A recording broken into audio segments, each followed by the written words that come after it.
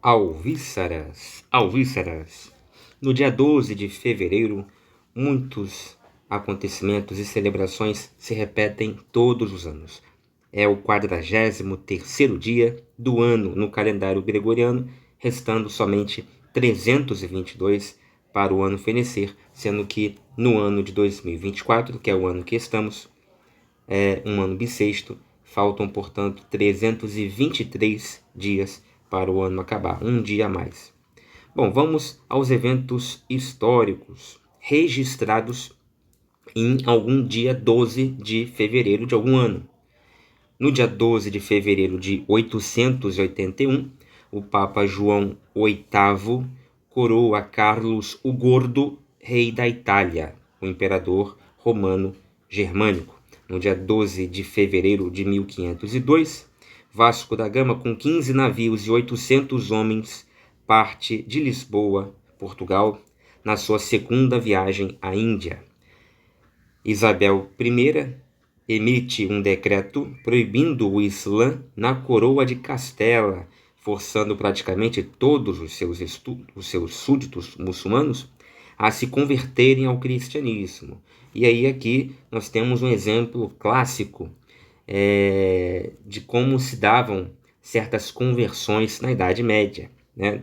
Estamos no ano de 1502, portanto, alta Idade Média, e é um momento, é uma época em que se o governante, se o rei se converte a uma religião, todo o seu povo tenderá a seguir o mesmo caminho, ou por bem ou por mal, querendo ou não querendo. No caso aqui, Isabel I, ela proibiu o Islã, não foi uma conversão, foi uma decisão também de cunho religioso, também político e também religioso. Ela proibiu o Islã, que vinha com uma religião, uma cultura, um costume e toda uma maneira de fazer, de organização e de política diferente, era uma ameaça. Então, essa força político-financeira e também sociocultural, ela ameaçava os planos ali dos governantes europeus. Isabel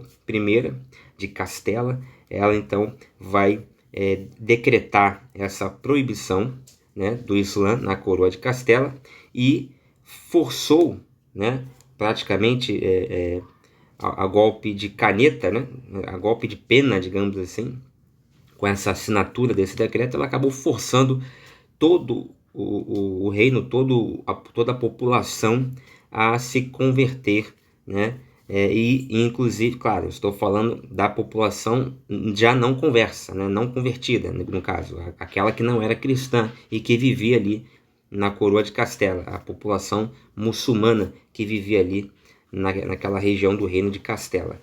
Todos tiveram que obrigatoriamente a se converter, porque como o islamismo era proibido, passou a ser proibido em Castela, ou o sujeito abandonava o Islã e se convertia ao cristianismo, ou então ele manteria a sua religião, mas teria que fazer as malas, né? No dia 12 de fevereiro de 1541, Santiago, no Chile, é fundada por Pedro de Valdívia. Em 1593, invasão japonesa da Coreia. Aproximadamente 3.000 defensores da dinastia Joseon, liderados pelo general Kwon-Yul, repelem com sucesso mais de 30.000 forças japonesas no cerco de Haeundae. No dia 12 de fevereiro de 1689, o Parlamento da Convenção, uma Assembleia do Parlamento da Inglaterra, declara que a fuga para a França em 1688 por Jaime II, o último monarca católico romano britânico, constitui uma abdicação. No dia 12 de fevereiro de 1761, a assinatura do Tratado de El Pardo para resolver as dificuldades enfrentadas ao longo da década de 1750 para demarcar as possessões portuguesa e espanhola na América do Sul. No dia 12 de fevereiro de 1771, Gustavo III torna-se rei da Suécia e em 1817, um exército patriótico argentino/chileno, depois de atravessar os Andes, derrota as tropas espanholas na Batalha do Chacabuco. Em 12 de fevereiro de 1818, Bernardo O'Higgins aprova formalmente a Declaração de Independência do Chile, perto de Concepción, Chile. Em 12 de fevereiro de 1832, o Equador anexa as Ilhas Galápagos. Em 1894, no mesmo dia, a anarquista Emily Henry joga uma bomba no Café Terminus, em Paris, matando uma pessoa e ferindo 20. Em 1909, século XX, fundação em Baltimore da Associação Nacional para o Progresso de Pessoas de Cor, uma das mais antigas e mais influentes instituições a favor do direito civil de uma minoria, principalmente de afro-americanos, nos Estados Unidos. No dia 12 de fevereiro de 1912, o imperador Xuantong, o último imperador da China, ele abdica. Em 1921, bolcheviques iniciam uma revolta na Geórgia como preliminar para a invasão do Exército Vermelho na Geórgia. No dia 12 de fevereiro de 1935, o balão, o dirigível USS Macon, um dos dois maiores dirigíveis cheio de hélio já criados, cai no Oceano Pacífico, na costa da Califórnia, e afunda. No dia 12 de fevereiro de 1940, o navio cargueiro alemão Wakama é afundado na costa de Cabo Frio, no Brasil, após ser interceptado pelo cruzador britânico HMS ou HMS Dorsetshire. No dia 12 de fevereiro de 1947, o maior meteorito de ferro observado até aquele momento cria uma cratera de impacto em Sjotjalin, na União Soviética. Em 1961, a União Soviética lança Venera 1 em direção a Vênus, uma nave espacial.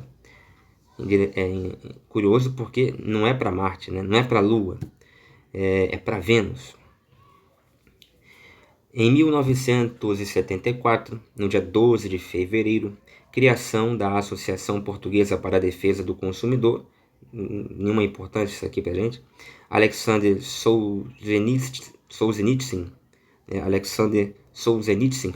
vence o Prêmio Nobel de Literatura em 1970 e é exilado da União Soviética. No dia 12 de fevereiro de 1983, 100 mulheres protestam em Lahore, Paquistão, contra a proposta de lei das evidências do ditador militar Zia-ul-Haq. As mulheres foram atacadas com gás lacrimogêneo, cacetetes e jogadas na prisão. As mulheres conseguiram revogar a lei. Em 1988, no contexto da Guerra Fria, o incidente de colisão do Mar Negro em 1988, acontece que o cruzador de mísseis USS Yorktown, cuja sigla é CG-48, esse navio ele é intencionalmente atingido pela fragata soviética Bezaventny nas águas territoriais soviéticas, enquanto Yorktown reivindica a passagem inocente. É um contexto de Guerra Fria, uma disputa ali, uma peleja ali entre um cruzador americano e uma embarcação, uma fragata soviética. Então, o mundo para nesse momento aqui, no contexto da Guerra Fria, para observar esse incidente. Em 1992, a atual Constituição da Mongólia entra em vigor.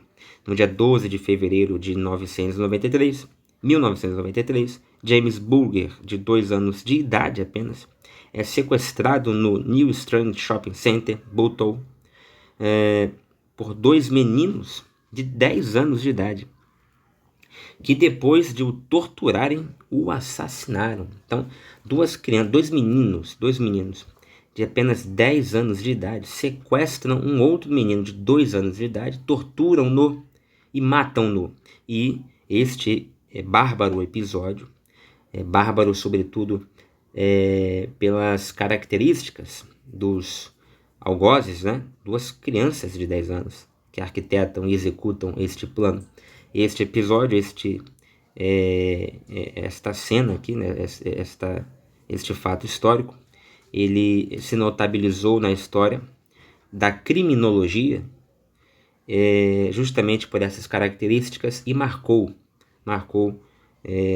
os estudos, né, da criminologia, as investigações que se deram e que se basearam, que usaram esse caso como base para estudo de diversos aspectos, né, tanto a parte psicológica, a parte criminológica, legal, as leis que existiam ou que passaram a existir depois desse ato. E sempre é relembrado quando acontece hoje um episódio assim, onde uma criança, uma pessoa menor de idade comete um ato torpe como esse caso sempre ele é relembrado, ele entrou para a história, né, como um divisor aí, digamos, de águas dentro da criminologia. Em 1994, 4 ladrões invadem a Galeria Nacional da Noruega e roubam o quadro icônico de Edvard Munch, O Grito. Eu lembro muito do trabalho que eu apresentei na aula de literatura na faculdade de letras, né, na UERJ, aqui no Rio de Janeiro. E eu me baseei basicamente justamente nesse quadro, O Grito, de Edvard Munch. 1998, 12 de fevereiro, sancionada no Brasil a Lei de Crimes Ambientais. 1999, o presidente dos Estados Unidos, Bill Clinton, é absolvido pelo Senado dos Estados Unidos em seu julgamento de impeachment. Em 2001, também no dia 12 de fevereiro, Neil Shoemaker aterrissa, né, em 433 Eros, tornando-se a primeira nave espacial a pousar em um asteroide. Quer dizer, o nome do asteroide é 433 Eros. E essa nave, ela vai pousar no asteroide. Que coisa impressionante. Em 2002, no dia 12 de fevereiro, um Tupolev Tu-154 da Iran Air Tour cai nas montanhas fora de Khorramabad, Irã, enquanto pousava no aeroporto de Khorramabad, matando as 119 pessoas a bordo. O julgamento de Slobodan Milosevic, ex-presidente da República Federal da Iugoslávia, começa no dia 12 de fevereiro também de 2002, no Tribunal Penal Internacional das Nações Unidas para a ex-Iugoslávia, no Tribunal de Haia, né, na Holanda. Ele morre 4 anos depois, antes de sua conclusão. Em 2009, no dia 12 de fevereiro, o voo Continental Airlines 3407 cai em uma casa em Clarence Center, Nova York, quando se aproximava do Aeroporto Internacional Niagara, matando todas as 49 pessoas a bordo e uma também no solo, né? Então é interessante porque geralmente quando um avião cai, a gente vê isso, né? Não é muito raro ver notícias de aviões caindo, né? Mas eu não me recordo de ter visto alguma notícia dessas ao longo da minha vida que noticiasse que alguém no solo morreu com a queda de tal aeronave. Sempre o que é noticiado é que todos os tripulantes, ou quase todos, morreram com a queda, claro. Agora, que uma pessoa que estava lá embaixo foi atingida, sendo atingida pelo avião, também morreu, isso não é comum, né? Não é comum. E foi exatamente, porém, o que aconteceu com este voo Continental Airlines 3407 lá em Nova York. No dia 12 de fevereiro de 2016, o Papa Francisco, comunista, e o patriarca Cirilo assinam uma declaração ecumênica no primeiro encontro entre líderes das igrejas católica e ortodoxa russa, desde a sua separação em 1054. Tudo o que o Papa Francisco assina, inclusive esta declaração ecumênica, tem grande chance de ser invalidado, né, no futuro aí, a curto ou médio prazo, né? Basta que o colégio cardenalício tome tino, eleja um papa verdadeiro, um papa realmente cristão e não o Francisco, para que isso seja revisado, né, conforme se espera, conforme todo católico de verdade espera. Não tem como ser cristão e ser comunista. Não tem como ser cristão e ser socialista. Inclusive, a 40º ano, né, assinada lá um documento de Pio, se não me engano, Pio IX ou Pio XI, não me recordo agora.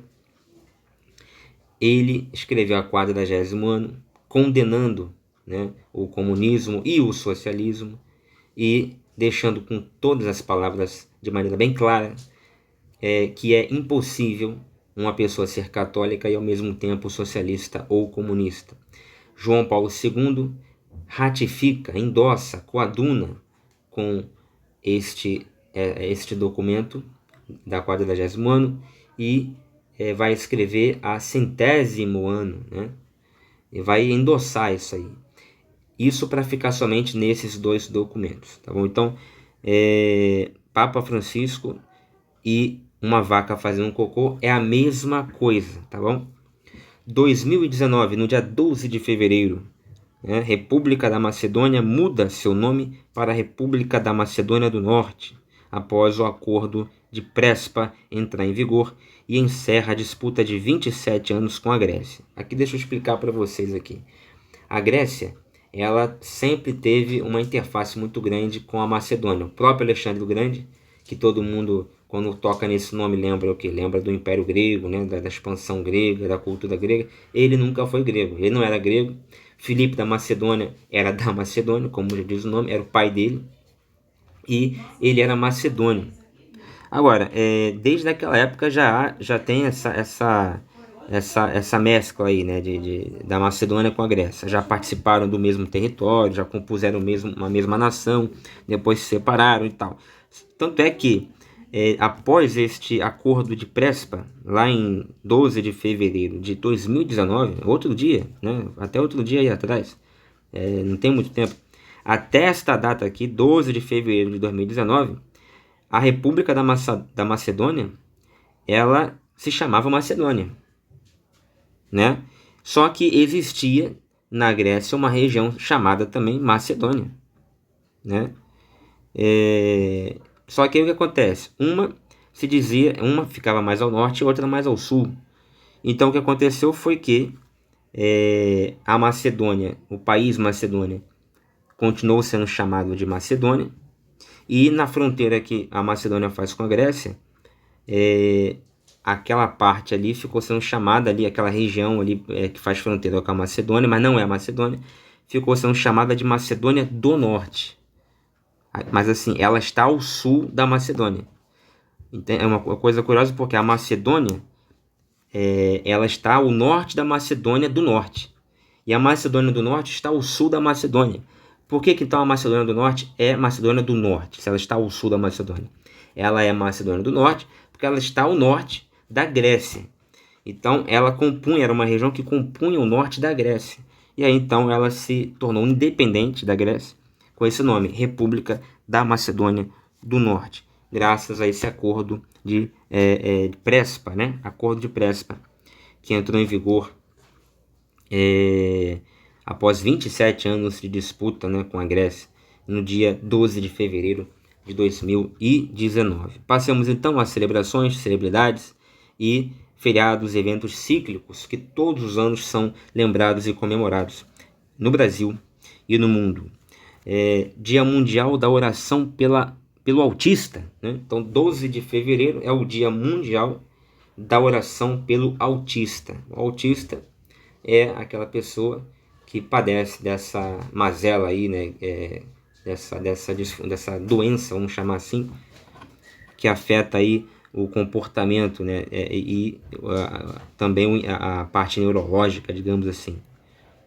E tem vários graus e tal. Todo mundo sabe o que é o autismo, né?